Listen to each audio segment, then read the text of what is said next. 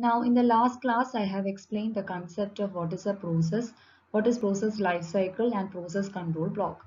Next section, I will be proceeding to the task, concept of what is task and threat. Now, taking a real life example, let us consider that a newspaper is there in your home. Now, it is a passive entity. Once a person starts reading the newspaper, it becomes a reading process.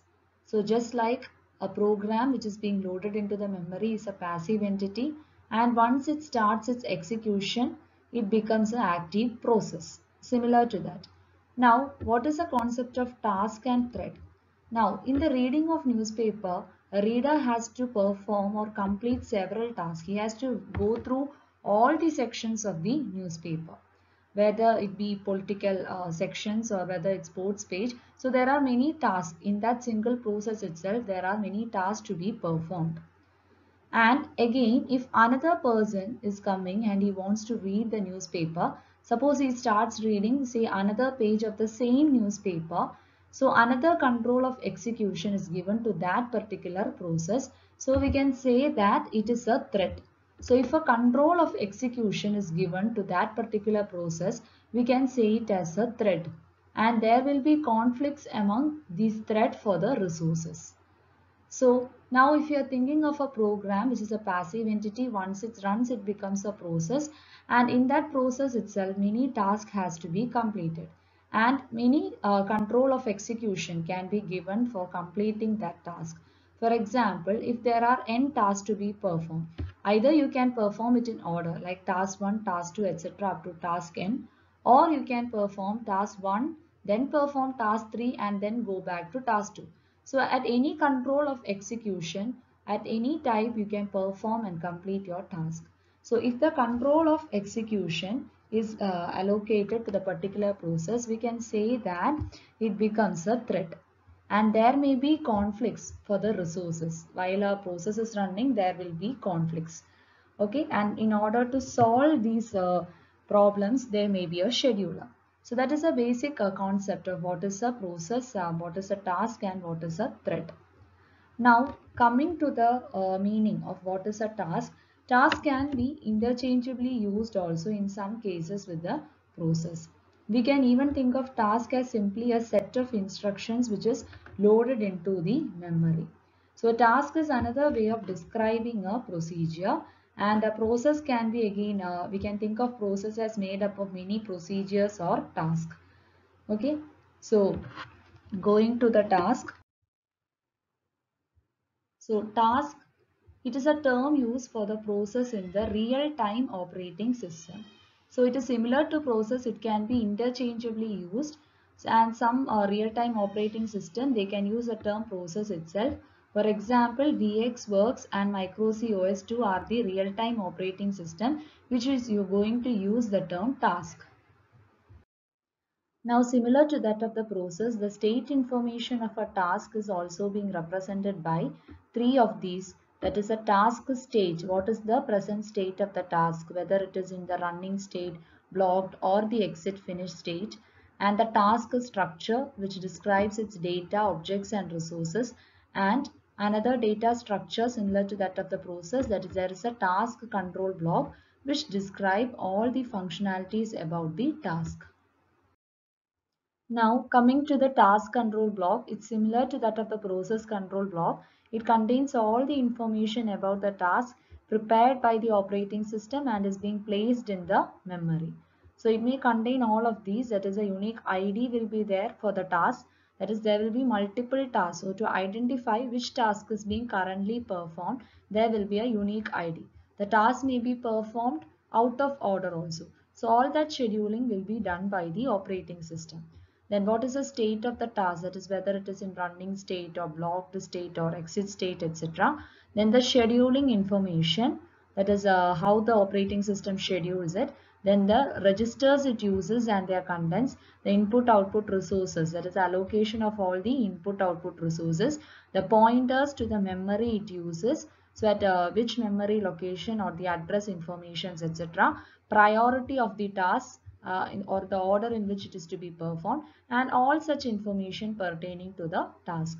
So for each and every task, that is, if there are n tasks, there will be n task control blocks in the memory. Now, this is a feature of the task, that is your embedded program computational unit. It runs on a CPU under the state control using a task control block, and they can be processed concurrently. So if there are n tasks, there will be n task control blocks also pertaining to each and every task. So these are some of the features of the task.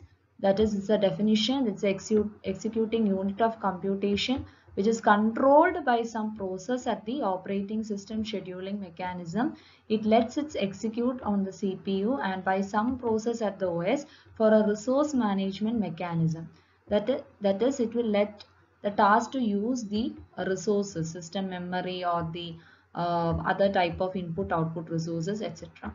But remember, task is an independent process. No task will be able to call another task. Okay, like a C or C++ function which can call another function. It can only send a signal or it can send a message to let the other task run. So there is only a provision for sending the message or signal to another task, and the operating system can only block a running task and let another task gain access of CPU to run the servicing codes. So these are the important features which we have to remember in task. So similar to the process state, the states of a task also can be defined into 5 numbers. That is, first one is the new or the idle state, and second one is the ready state. Then once the CPU becomes ready for execution, it will jump from the ready state to the running state. Then it may get in a blocked or a waiting state, and if it is working in a normal manner, it will go to the deleted or the finished states. And number of all these possible states is going to depend upon the real-time operating system. Now task state, first one is the idle or a created state. That is, a task has been created and the memory is being allotted to the structure, but it is not ready and it is not schedulable by the kernel. So kernel, it is a program at, we can say, at the core of the operating system, which has complete control over everything in the system. Okay, so it is the internal core of the operating system. So at the new state or at the created state, it is not schedulable by the kernel.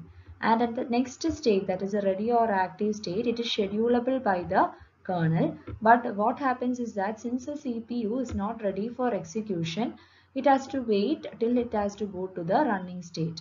So at this active state, it is not running because maybe another higher priority task is scheduled to run and get the system resources at this instance. So at the first state, it is not schedulable by the kernel, but only the memory is being allotted. And at the ready or the active state, it is scheduled by the kernel, but CPU is also not ready for execution and resources are not being allocated. Maybe another higher priority task is running. And once it goes to the running state, it will start executing the code and it will get all the resources at this instant. It will run till it needs some input or wait for an event or till it gets preempted by another higher priority task than this one. So it will be in the running state or the normal operation will continue and maybe it will go directly to the finish state unless if a preemption is occurring, that is if a high priority interrupt is occurring or if a input output event occurs. In that case, from the running state, it may go to the blocked state. So again, from the idle to the ready state, next one is the blocked or the waiting state.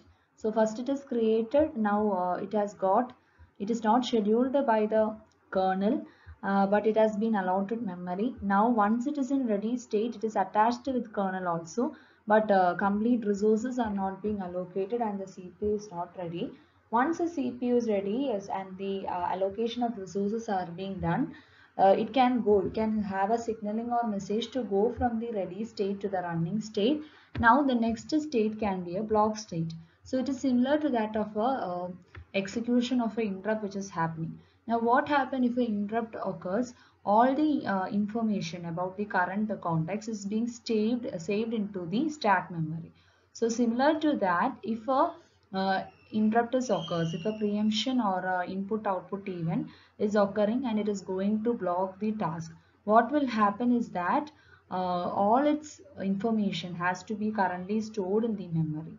And again, in order to go back, in order to run back again the previous task, it needs to have a signal, that is an unblocking signal from that of the blocked task. So it needs to wait for an event or wait for higher priority task to block to enable running after the blocking. Okay, so from the block state, again it has to wait for a signal or a message in order to go back to its running state. And then finally the deleted or the finished state means that the task has been memory de-allotted, that is, it is freeing the memory and the task has to be recreated. So it is now, memory is now being free, and it can be allotted for again another new task. So all these are the states of the task, that is idle state, ready state, running state, blocked state, and finally the deleted or the finished state. Now similar to that of your interrupt process, here also we have to understand here the terminologies of what is meant by the context for a particular task. What is this switching, context switching, context saving, and context retrieval. So similarly, how you process an interrupt. The switching here of the task has to occur. Suppose if there are multiple tasks to be performed, then each task will be allowed to use a CPU only for some amount of time. After that, it has to give back the control to the CPU, which allow the next task to be executed by the CPU. So context means that there is particular task control block which is associated with each and every task. Now, and pertaining to each and every task, whatever information is there, everything will be stored in task control block, as we have seen. Now, in a particular task, there are register contents, memory pointers, etc. So all that means a particular context of a task. So what does context of a task means? It means it refers to the task control block which pertains to the complete information about the task, and it will contain all such memory registers. And switching means that it is going to switch to a new task. So it has to currently stop or abandon the task which is currently executing, and a switching is needed. That is what is meant by context switching. So in the process of context switching, it has to save the information about the current task which is it is executing. So that is called as the context saving. So once this saving is being done, there is no difficulty in coming back to this task. Then retrieval, that is once it has executed the task which is being interrupted by the current task. So once that is being executed, it has to again go back to the original task. That is called as the context retrieval. So in a multitasking system, all these terms, context switching, saving, retrieval, are all those activities which is going to occur continuously. And all these activities, we have to understand that it is time consuming. As we have seen in the case of interrupts, there are terms called as interrupt latency which can occur, and also context switching time. So all these are time consuming, and all of them causes memory write, that is for context saving, and memory read, that is for the retrieval operation. As the task control blocks, they are being saved in the memory.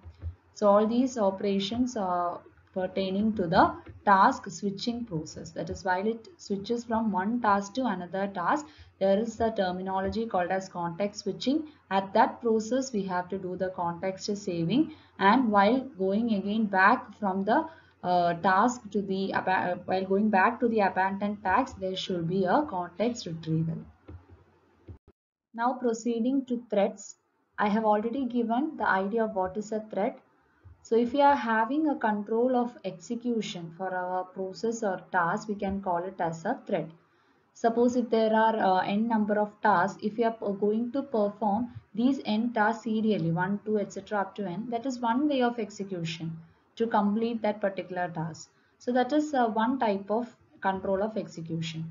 Again, we are taking suppose odd numbers of tasks, that is task 1, task 3, task 5, and then going and completing the even number of tasks. That is another control of execution for that particular task, for completing that task. So that is another control of execution. So all these can be termed as threads. So if a control of execution is given for completion of a task, we can call it as thread. So thread we can say it as a lightweight process. That is, it is a portion of the process or is a basic unit of execution. That is a way of execution of a process. And each and every thread has got its independent parameters like a thread ID, a program counter, register set, and also stack, priority, and its present status. So you can see that a common address space with the global data that is specific to a particular task, and there will be multiple threads within one single task itself, and each of these threads has got its memory. That is, it has got its stack memory, registers, etc. So understand that multiple threads can exist within the same process and share the resources such as memory. But a thread does not call another thread to run. Multiple thread can act serially one after the another doing separate activity. So example of threads in the same process is automatic spell check and automatic saving of a file while writing. Suppose if you are doing a Word document, that is our process.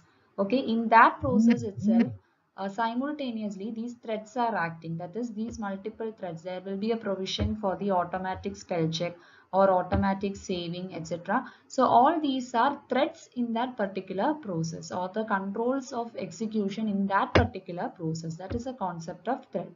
And there is a memory space for each of these threads.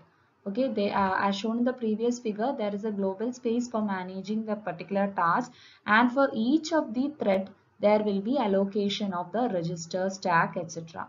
And when a function in a thread in operating system is called, the calling function state is placed on the tops of the stack, and when there is return, the calling function takes the state information from the stack top. That is, you can see that in this figure there is a particular process 1 or process 2, and the threads pertaining to each of these processes, and for each of these thread there is stack memory or registers, etc.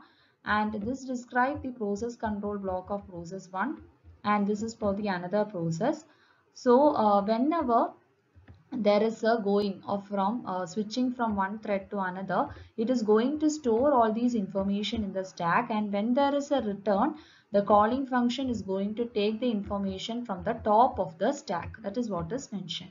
So thread, we can say it is a process or a sub process within a particular process. It has got its own program counter, stack pointer, stack, and its own priority parameter for its scheduling. There needs to be a thread scheduler, because as we have seen in the real life example also, there will be conflicts among the threads for the resources. So there needs to be a scheduler. So whenever we are speaking of a process scheduler, we are actually meaning of the thread scheduler. Okay, so we need to have this context switching, context retrieval, etc. while going from one thread to another thread. So these are all the important points about threads. So similar to the process task, the thread information, that is the state information of a thread, will be represented by the state, that is whether it is in running, blocked, or finished state, thread structure, that is its data, objects, and subset of the process resources, and the thread stack. Now again we will come to example of threads. We will take the same example we have taken in process, that is for the mobile phone device. So mobile phone device, its software has to perform a lot of complicated process, due to which it is user friendly. Now we have considered here a single process, that is display is a process, one of the process in a mobile phone. Now in the display process itself there is going to be multiple threads. So all these threads are necessary for the essential functioning of a display process. So there will be a separate thread for displaying the time and the date, and there will be a separate thread for displaying of the battery power level, then separate thread for displaying the mode of the mobile, whether it is in silent or active mode, again a thread for displaying the unread messages in the inbox, or one which is for describing the power level, etc. So all these are the multiple threads within a single process display in a mobile phone. Okay, so the same example which we have used in the process, that is for a mobile phone, is also dealt here. So this is one of the example of thread. Now finally I come to the differences between the process and the thread. So process is considered as a heavy weight, whereas thread is considered as a lightweight, and process is a unit of resource allocation and of protection, whereas thread is a unit of CPU utilization. That is, we have seen that pertaining to the thread in a process, each and every thread has got its own space, its own stack, and its own CPU registers, etc. So thread, you can consider it as a unit of the CPU utilization. And process creation is very costly in terms of resources, but thread is going to be something which is coming inside a process, so its creation is economical, and also communication can occur within the threads. And the executing, when we are executing a particular program by using a thread, it is going to be more faster, whereas if you are considering as a whole process, it is relatively slow. And the thread, it can access the memory area belonging to another thread within the same process, because thread is something which is coming inside a process, so memory area of another thread can be accessed, whereas one process cannot access the memory area of another process. Thread switching is faster, but process switching is time consuming. That is, while going from one process to another process, that context time switching, it is very much high when compared to the thread switching. So one process itself contains several threads, that is a basic concept, but one thread can belong only exactly to one process and not to any other process. So in this section, I have given the concept of the task and the thread. So by now we should be able to know the complete concept of what is process, thread and task in a system, and all the important terminologies which is pertaining to the concepts of process, task and thread.